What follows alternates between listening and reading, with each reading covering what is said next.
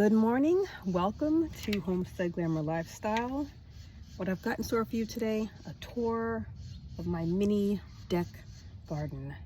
It's not grand, but it's mine. So it's May 2nd. Let's see what we've got growing and what we've got going. So right here, I've got a blueberry. I don't know what variety of blueberry this is. It's got flowers on it. So I'm going to say this is going to be a mid-season variety because I've got blueberry bushes, planted out in the yard and a couple of downstairs on the patio that already have blueberries forming, and I've got a few bushes with no flowers at all. So this has got to be mid-season. Over here, right next to it, a blackberry. I didn't get much off this last season, but look at it now. It's really acclimated to this pot. I'm going to get a ton of blackberries.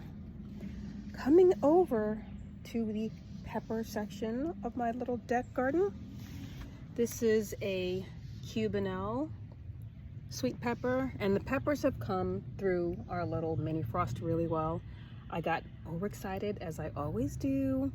It hits like late late April. We have like a week of warm weather. I go out to the nursery and I get my seedlings and I clear from my deck and get all happy, and then I've got to come out every night for a while and cover them. But they've come through. Plastic trash bags from the grocery store do well as frost covers if you just got a little deck garden. So luckily, my exuberance and my precipitating doesn't cause a problem. If I had a huge garden, I'd really be in trouble. But you could already see on our little Cubanelle, you see down in there, we're gonna have some peppers really soon. Right next to it here, this is called a lunchbox mix, also looking really nice, really healthy. My little mini herb garden right here, Greek oregano and basil, both looking really good. I actually forgot to cover these a few nights, so I'm really happy about this basil actually surviving, because I was thinking about my peppers, thinking about my tomatoes, was not thinking about this pot. Even though it's right next to it, was not thinking about this pot at all. So we've got a little bit of brown spotting, a little bit of brown on the leaves, but it's gonna live. So the big surprise actually is this pot. So this pot here, I just put in two zucchini seeds. I forget what it's called. I'll have to look for the seed packet. It's a variegated striped zucchini from Seeds for Generations. And I just figured, once I remembered, well, I've got more seeds. I'm just gonna have to re-sow these. It's fine. And I was actually gonna come out the other day and re-sow them. And look what I've got here. Look at that. Let's see. Oh, we can't see it. All right. There it is. Yeah. A really nice, healthy looking seedling. I'm super excited about it. And this is about the spacing you'd need for zucchini anyway. Well, probably the minimum you'd need growing it in a pot. So I'm just going to let this one cook and see what happens.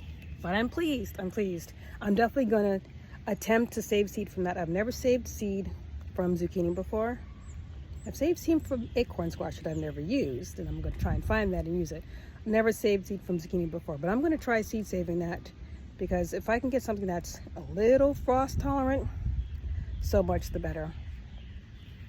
Over here, I've got my mammoth jalapeno. She's not a mammoth yet, but she's definitely growing. You've got some new growth going from the bottom. So happy about that. We use not a ton of jalapenos, but we do like them. One plant should be enough for us to use for the rest of the season. I'm going to dry them, maybe freeze some. We'll see what happens. So, okay, so this is not the food section. This is just the I want it to be pretty section.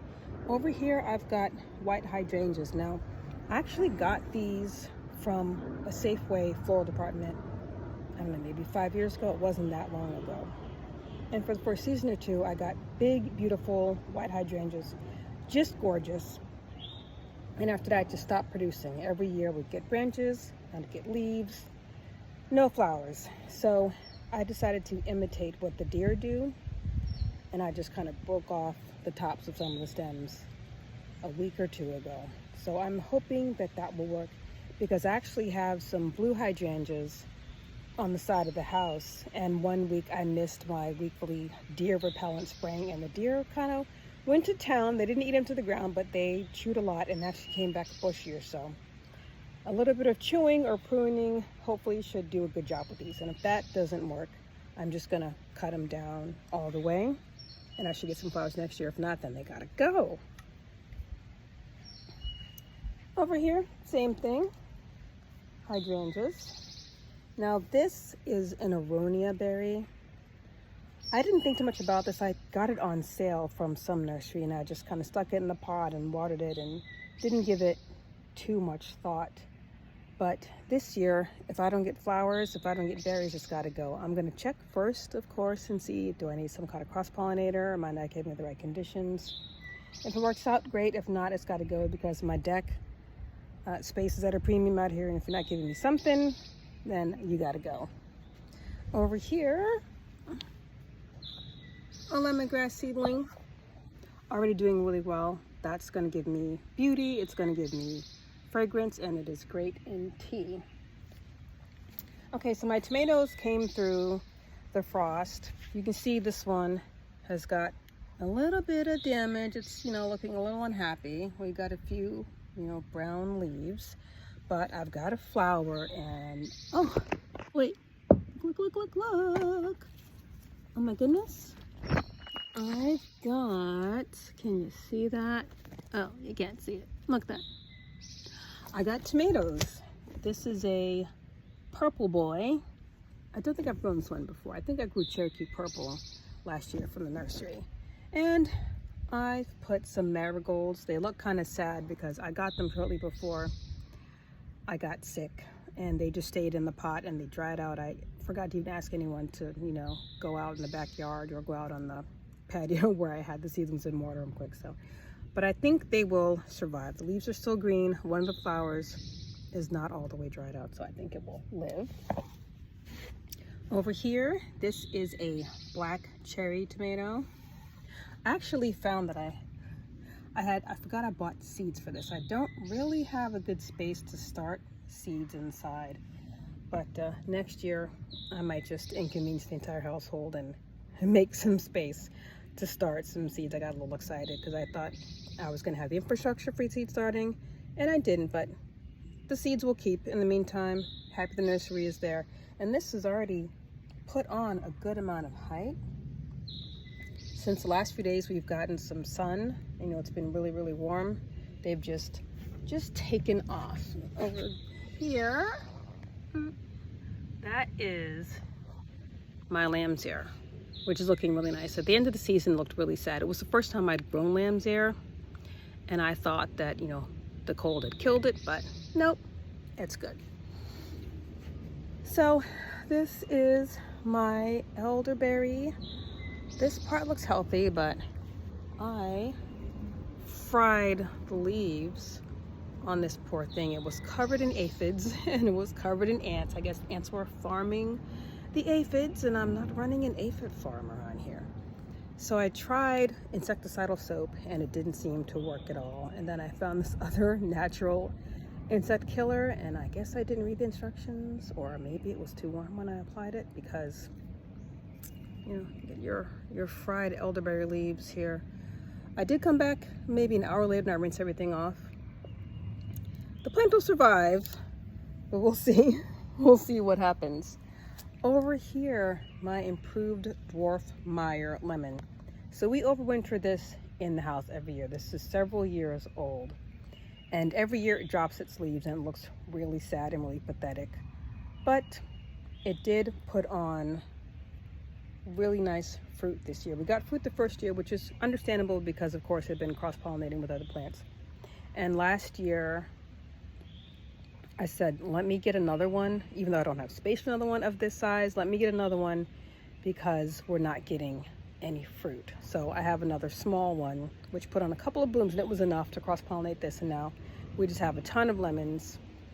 But now that it's outside, and so the lemons were put on in the fall before we brought it in. and they just stayed on all winter. It's been educational for me just to watch how it goes. It takes a long time. I'm sure in Florida or maybe North Carolina where it's warmer, they ripen quicker and you know, the season is faster. But I'm happy with it because we have lemons. Lemons are hella expensive, so it's nice to grow them. These aren't as sour as the one in the store. They're a little sweet, so you know, you need less sugar. It takes some getting used to. But now that this is out in the sun, it's putting on a ton more leaves. You can see the smaller leaves there. So it's getting, yep, there you go. It's getting super happy. This is going to leaf out and just look gorgeous now. We have plant lights on it. You know, it overwinters, it survives. I'm sure it's grateful, but you just can't beat Mother Nature. I'm thankful for plant lights. I'm thankful for the technology, but Mother Nature you can't beat.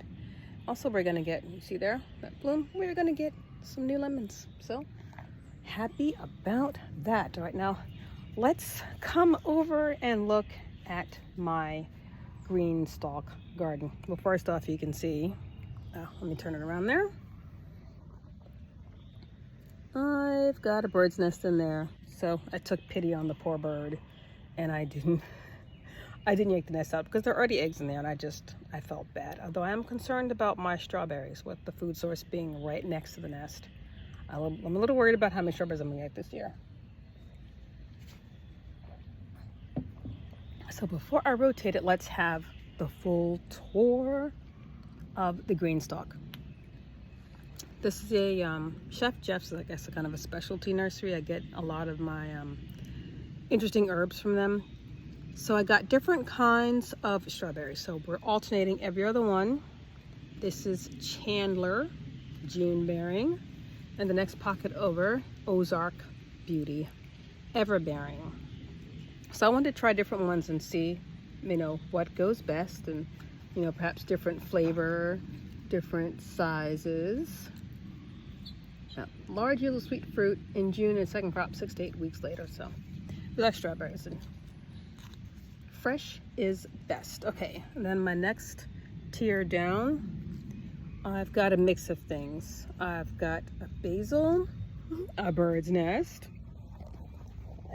cilantro, which we don't use a ton of. I should probably get one more. I think 2 bunches would be enough. I've got my chamomile, parsley, which I just love, but again, we don't use a ton of parsley. It should be enough. And then another chamomile.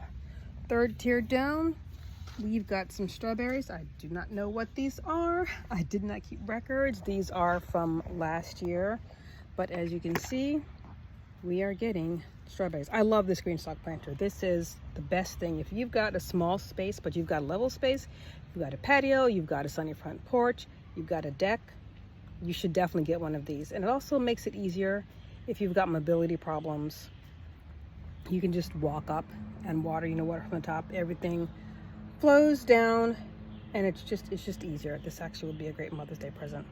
All right, so that's 1, 2 strawberries. All right, down here we have got our basils. I've got different kinds of basil. That's a variegated basil, a pesto basil. We've got a Thai basil. We've got a Greek columnar basil, which I don't think I've ever grown a Greek columnar basil before, but that's what that is. Just a regular kind of sweet basil, another pesto basil. And then the bottom row, we've got my lemon verbena, which I really, really love for tea. And then last but not least, although it is small, this is my other improved Meyer lemon, and this guy's basically just here to make sure the big one gives us lemons. Now over here, I did actually put some dried seed pods from a heat tolerant green. Every year there's always 1 or 2 seedlings that I just never get around to putting in a larger pot, and that was one of them. It did put up some seed pods. I stuck them in there and I watered them. They've been out all winter, so we'll see what actually happens. Probably nothing, but if not, I'll just take the dirt and put it somewhere else. So that is my garden. Oh, wait, one thing. Look at that. I put this little like treat bag. It's got a drawstring. I put it around because I do not want birds to get the first ripe strawberry of the season. that is going to be for me and me only. So that is our first weekend-ish of May tour of the deck garden. I'm gonna go now and just water everything in and get on with the day. Thanks for coming along. See you next week.